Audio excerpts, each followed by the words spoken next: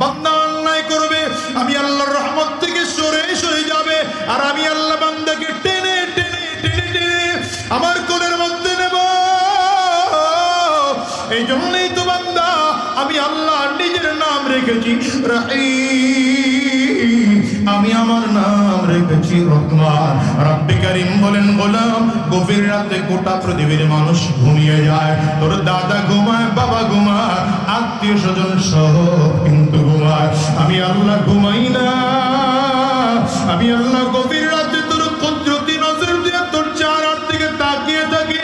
আমার বান্দা আমার জন্য কাঁদে, আমার বান্দা আমার জন্য আমার কাছে একটু ক্ষমা চায়। আমার নানা যেন একটা হাদিস পড়ে পড়ে আমাকে শোনাই দে। আল্লাহর বান্দা যখন চোখের পানিগুলো ছেড়ে রাত গভীর হয়ে গেলে কান্না করে, বান্দার রব বান্দার কাছে বান্দার চেহারার দিকে আল্লাহ তাকিয়ে থাকে, বান্দার চোখ দিয়ে লাল হয়ে হয়ে চোখের গুটি বেয়ে বেয়ে পানিগুলো জমিনের মধ্যে পড়ে। আল্লাহ তাআলা বান্দার দিকে কুদরতি নজর দিয়ে তাকিয়ে থাকে। বান্দার এত কান্নার আওয়াজ, বান্দার কান্নার কারণে আরশে আজিম পর্যন্ত থর থর থর থর করে কেঁপে ওঠে। আল্লাহ তাআলার ফেরেশতারা ডেকে বলেন, ওগো মালিক, তুমি তোমার বান্দাদের দিকে তাকিয়ে দেখো, তোমার বান্দা চোখের পানিগুলো ফেলে ফেলে কান্না করে। আমার মালিক ডেকে বলেন, আল্লাহ, আমি যখন আমার বান্দা আমার দিকে তাকিয়ে তাকিয়ে কান্না করে, আমার কাছে বড় ভালো লাগে, মজা লাগে, আনন্দ লাগে। কিন্তু গোলাম রে, ফেরেশতারা সাক্ষী থাক, আমার বান্দা যখন কান্না করতে করতে এমন পরিস্থিতি হয়, বান্দার চোখ দিয়ে গাল বেয়ে বেয়ে গাল বেয়ে বেয়ে জমিনের মধ্যে পানি পড়ে, বান্দার চোখের পানি নাকের ডগায় আসার আগে আগে আমি এমন এক রহমান, আমি এমন এক রহিম, আমি আল্লাহ সহ্য করতে পারি না। বান্দার জিন্দেগির সব গুনাহগুলো আমি আল্লাহ মাফ করে দিই। করে কলিজার টুকরা যুবক, নিজের দিকে তাকিয়ে দেখো, জীবনের মধ্যে কত গুনাহ। ডানে আর বামে তাকিয়ে দেখো, তোমার আমার জীবনে কত গুনাহ। পিছনের কথা একটু স্মরণ করো, তোমার আমার জীবনের কত গুনাহ। এই গুনাহগুলো যদি মালিক মাফ না করেন, ক্ষমা পাওয়ার সুযোগ নাই। আমার মালিক তোমার আমার জন্য জাহান্নামের আগুন রেডি করে রাখছে। ওই কবরের মধ্যে বড় বড় সাপ, বড় বড় বিচ্ছু, জাহান্নামের আগুন বান্দার জন্য রেডি করা আছে। এখন আমরা মালিকের কাছে যদি মাফ পাইতে চাও, চোখের পানিগুলো ফেলে ফেলে কান্না করো। এই জন্য বলি, আজকের ময়দানটা বড় পবিত্র ময়দান, আজকের জমিন বড় পবিত্র জমিন।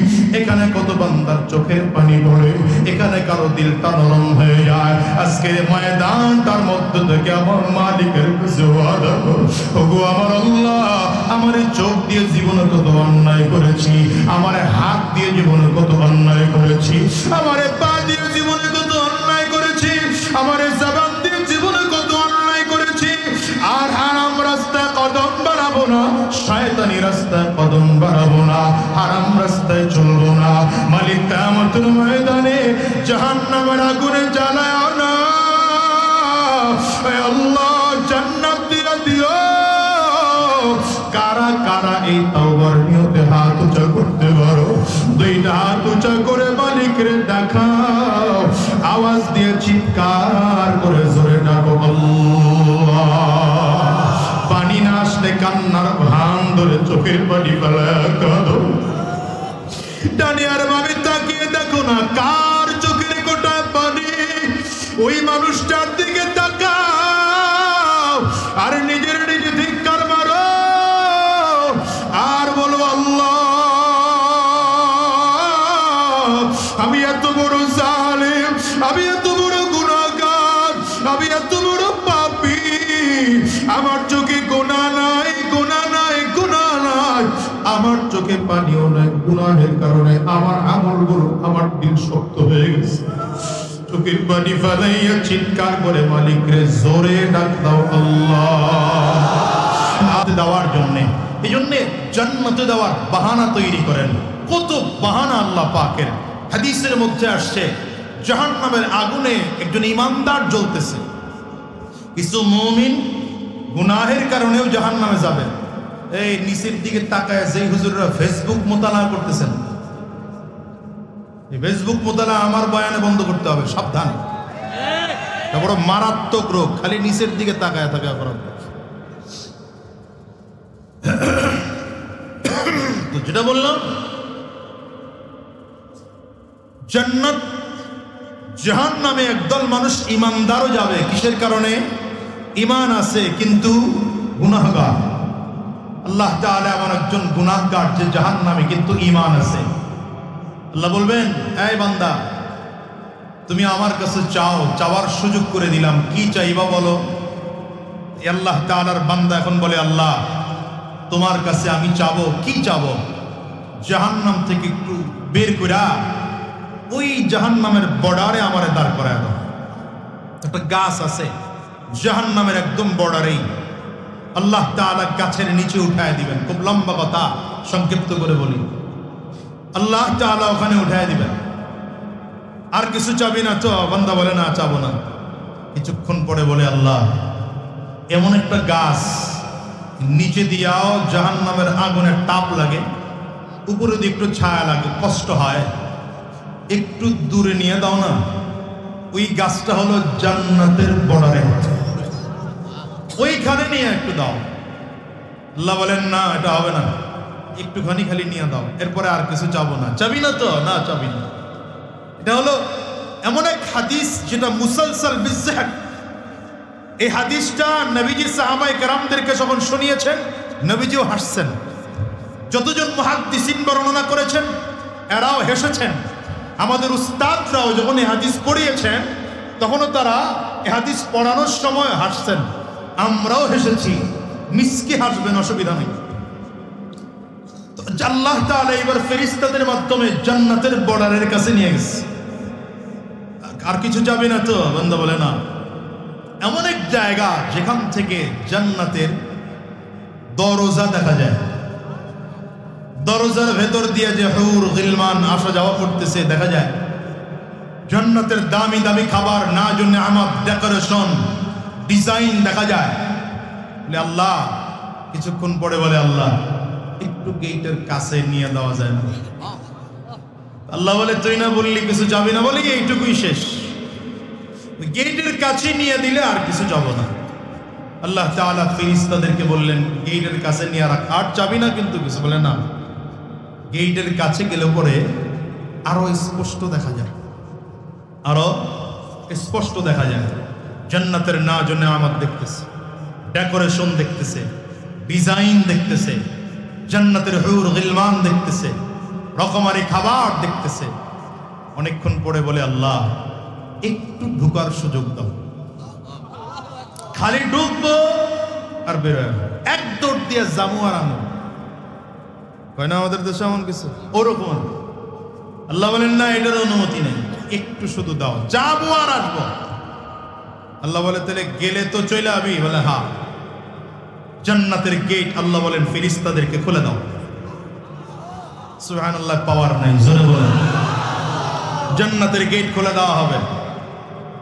জান্নাতের গেটটা খুলে দেওয়ার পরে ভেতরে ঢুইকা আল্লাহর বান্দা এখন আল্লাহরে ওয়াজ শোনায়, আল্লাহ তুমি না বলছো জান্নাতে একবার কেউ ঢুকলে আর বের হয় না?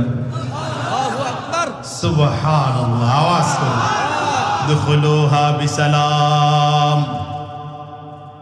উদখুলুহা বিসালাম, যালিকা ইয়াউমুল খুলুদ।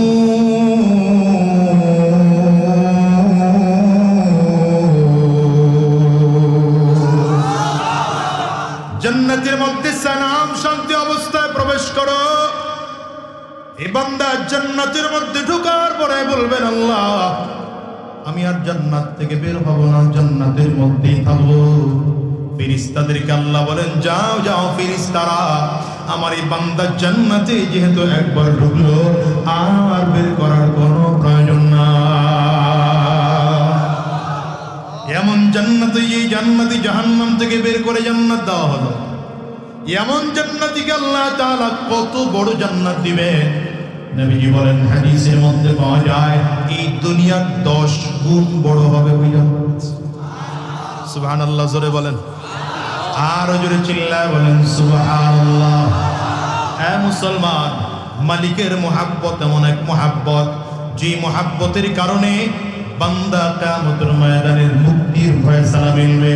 রবের মোহাব্বত এমন চমৎকার মোহাব্বত, যে মোহাব্বতের কারণে দুনিয়ায় শান্তি পাওয়া যায়। রবের মোহাব্বত এমন মোহাব্বত, যে মোহাব্বতের কারণে কবরের আযাব থেকে মুক্তি পাওয়া যায়।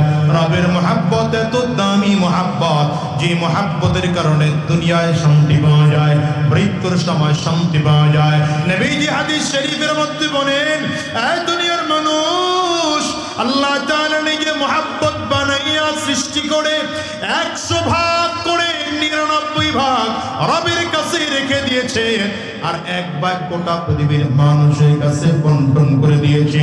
এই 1 ভাগকেও যদি আবার 100 ভাগ করা হয়, 1 ভাগ গোটা পৃথিবীর মানুষের কলিজায় দিয়েছে, আর 1 ভাগ 99 ভাগ দিয়েছেন মায়ের কলিজায় সন্তানের জন্য।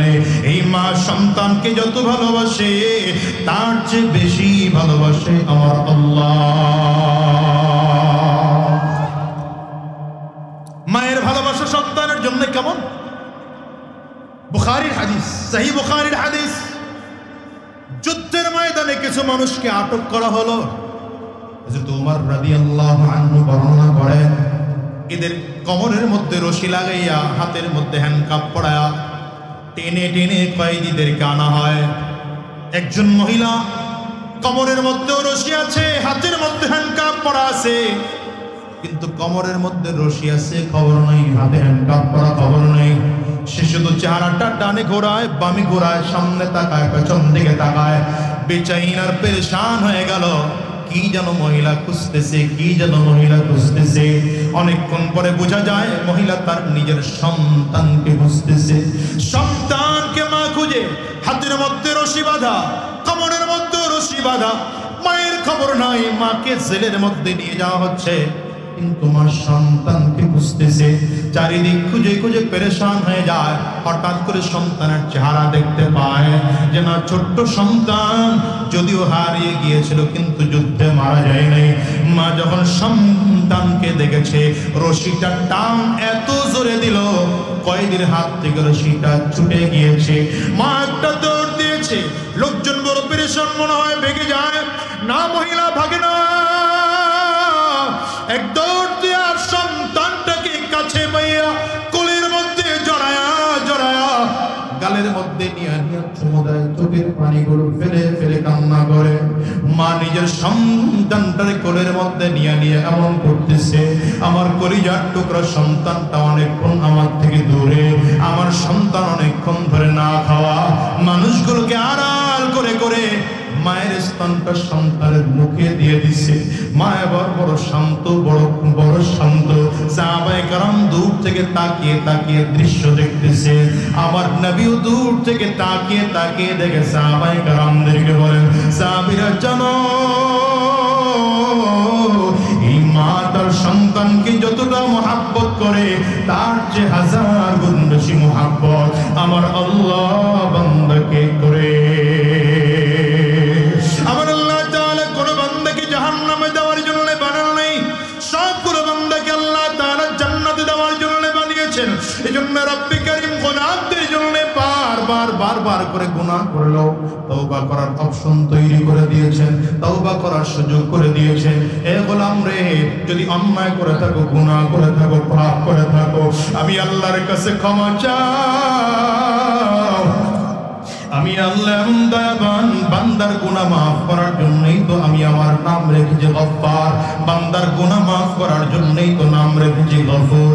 বান্দা অন্যায় করবে, আমি বান্দার গুনাহগুলো মাফ গোপন করার জন্য নাম রেখেছি সত্তার। বান্দা অন্যায় করবে, আমি আল্লাহর রহমত থেকে সরে সরে যাবে, আর আমি আল্লাহ বান্দাকে টেনে টেনে টেনে টেনে আমার কোলের মধ্যে নেব। এই জন্যই তো বান্দা আমি আল্লাহ নিজের নাম রেখেছি রহিম। আমি আমার আমার নাম রেখেছি রহমান। রব্বে কারীম বলেন গোলাম গভীর রাতে গোটা পৃথিবীর মানুষ ঘুমিয়ে যায়, তোর দাদা ঘুমায়, বাবা ঘুমায়, আত্মীয় স্বজন সহ কিন্তু ঘুমায়, আমি আল্লাহ ঘুমাই না। আমি আল্লাহ গভীর রাতে তোর কুদরতি নজর দিয়ে তোর চেহারার দিকে তাকিয়ে থাকি। আমার বান্দা আমার জন্য কাঁদে, আমার বান্দা আমার জন্য আমার কাছে একটু ক্ষমা চায়। আমার নানা যেন একটা হাদিস পড়ে পড়ে আমাকে শোনাই দে। আল্লাহর বান্দা যখন চোখের পানিগুলো ছেড়ে রাত গভীর হয়ে গেলে কান্না করে, বান্দার রব বান্দার কাছে বান্দার চেহারার দিকে আল্লাহ তাকিয়ে থাকে, বান্দার চোখ দিয়ে লাল হয়ে হয়ে চোখের গুটি বেয়ে বেয়ে পানিগুলো জমিনের মধ্যে পড়ে। আল্লাহ তাআলা বান্দার দিকে কুদরতি নজর দিয়ে তাকিয়ে থাকে। বান্দার এত কান্নার আওয়াজ, বান্দার কান্নার কারণে আরশে আজিম পর্যন্ত থর থর থর থর করে কেঁপে ওঠে। আল্লাহ তাআলার ফেরেশতারা ডেকে বলেন, ওগো মালিক, তুমি তোমার বান্দাদের দিকে তাকিয়ে দেখো, তোমার বান্দা চোখের পানিগুলো ফেলে ফেলে কান্না করে। আমার মালিক ডেকে বলেন, আল্লাহ, আমি যখন আমার বান্দা আমার দিকে তাকিয়ে তাকিয়ে কান্না করে, আমার কাছে বড় ভালো লাগে, মজা লাগে, আনন্দ লাগে। কিন্তু গোলাম রে, ফেরেশতারা সাক্ষী থাক, আমার বান্দা যখন কান্না করতে করতে এমন পরিস্থিতি হয়, বান্দার চোখ দিয়ে গাল বেয়ে বেয়ে জমিনের মধ্যে পানি পড়ে, বান্দার চোখের পানি নাকের ডগায় আসার আগে আগে আমি এমন এক রহমান, আমি এমন এক রহিম, আমি আল্লাহ সহ্য করতে পারি না। বান্দার জিন্দেগীর সব গুনাহগুলো আমি আল্লাহ মাফ করে দিই। করে কলিজার টুকরা যুবক, নিজের দিকে তাকিয়ে দেখো জীবনের মধ্যে কত গুনাহ, ডানে আর বামে তাকিয়ে দেখো তোমার আমার জীবনে কত গুনাহ, পিছনের কথা একটু স্মরণ করো, তোমার আমার জীবনের কত গুনাহ।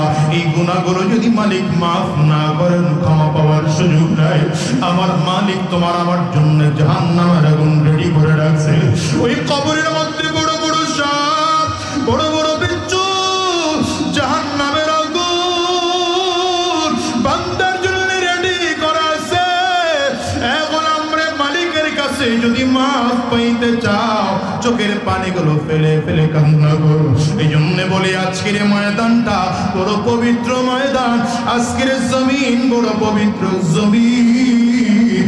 এখানে কত বান্দার চোখের পানি পড়ে, এখানে কারো দিলটা নরম হয়ে যায়। আজকের ময়দানটার মধ্য থেকে আমার মালিকের কাছে ওয়াদা করো, ওগো আমার আল্লাহ, আমার চোখ দিয়ে জীবনে কত অন্যায় করেছি, আমার হাত দিয়ে জীবনে কত অন্যায় করেছি, আমার পা দিয়ে জীবনে কত অন্যায় করেছি, আমার জবান দিয়ে জীবনে কত অন্যায় করেছি। আর হারাম রাস্তায় কদম বাড়াবো না, শয়তানি রাস্তায় কদম বাড়াবো না, হারাম রাস্তায় চলবো না। মালিক কিয়ামতের ময়দানে জাহান্নামের আগুনে জ্বালাও না,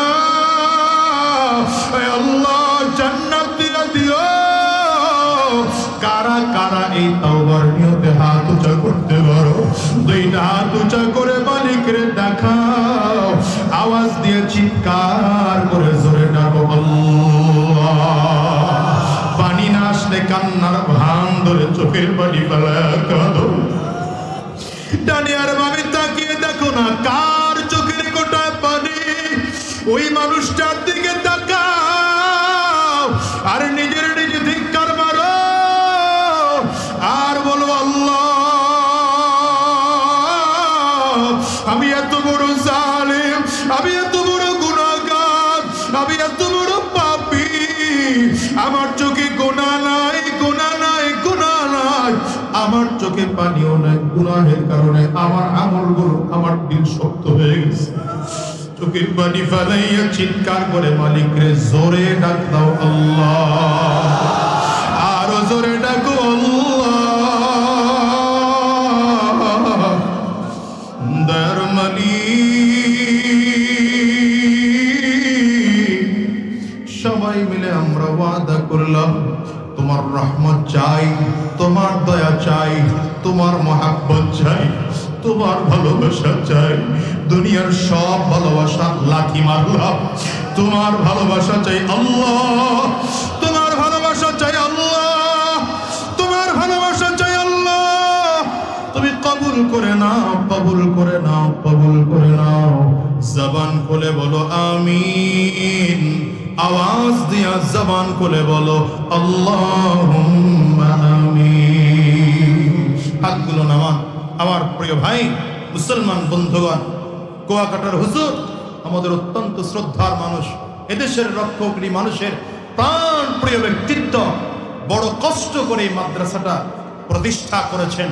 কলিজা দিয়ে মাদ্রাসা বড় করার জন্য চেষ্টা ফিকির মেহনত করেন। এই মাহফিল উপলক্ষে মেহনত করেন। আপনারা খুশি না বেজার? আল্লাহ হযরতের হায়াতে বরকত হয়ে দিয়ে দিক, বলেন আমিন।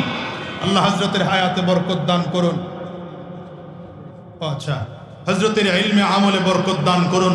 এই মাদ্রাসা সাথে আপনারা থাকবেন, পাশে আপনারা থাকবেন, মাদ্রাসার সহযোগিতায় থাকবেন ইনশাআল্লাহ। আমি আমার জন্য দোয়া চাই, আপনাদের জন্য দোয়া করি। আমার উস্তাদ তুল্য মুরব্বী হযরতুল আল্লামা মুফতি মিজানুর রহমান সাইদ সাহেব দামাত বারাকাতুহুল আলিয়া শেখ চলে আসছেন। আর লম্বা কথা নয়, দোয়া চেয়ে বিদায় নিচ্ছি। আসসালামু আলাইকুম।